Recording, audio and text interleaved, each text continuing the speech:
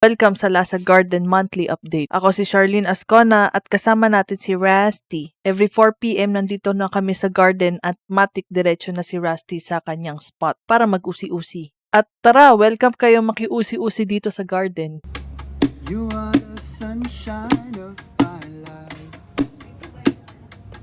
That's why I always stay around.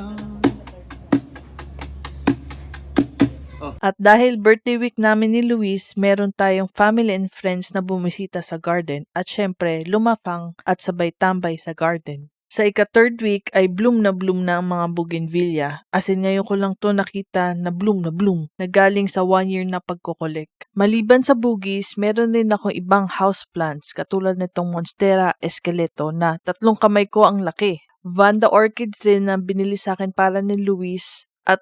Yun, buhay pa rin at nagbubloom na siya. Siyempre, picture Charlene Ascona, certified plantita. Andito naman tayo sa rooftop garden at nag-arrange lang ako ng pang-tropical na landscape. Dahil gabi na, tinutukan lang ng ilaw para sa ipek. Alfresco fine dining restaurant ang peg natin. Vlog soon! Sa ika-4th week ay napansin ko biglang nasusunog yung dahon and mahigit 1 taon na rin to nakapwesto dyan. Pag nagkaganto, ilipat sa lilim or maglagay ng garden net. Ang ginawa ko naman ay nag-propagate dahil mahaba na rin yung tangkay at nilagay ko yung top cut at mother plant sa malilim na lugar. Itong mga philodendron ay okay i-propagate pag nakita mo na yung mga nakasabit na yan. Ang tawag dyan ay aerial roots.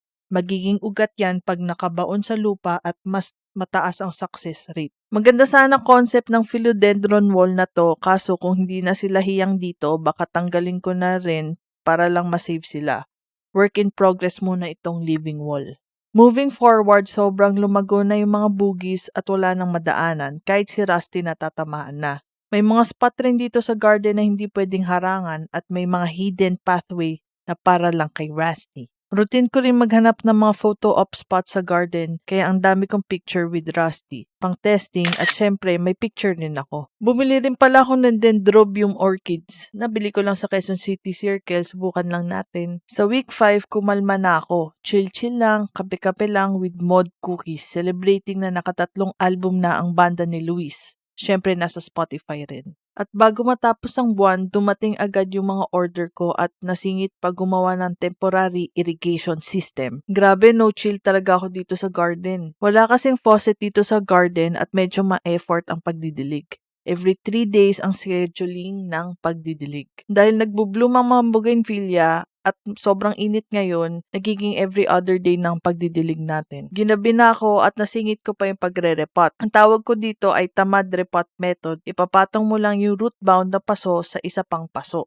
At itong Philodendron McDowell, palit lupa with chunky mix, try lang kasi never naging healthy yung dahon nito. Going back sa hose, simple lang ang gusto ko. Gupitin ang hose sa super saktong length ng area ng garden, hindi bulky, madali lang ligpitin at madali lang i-hide sa likod ng halaman sa pag-store.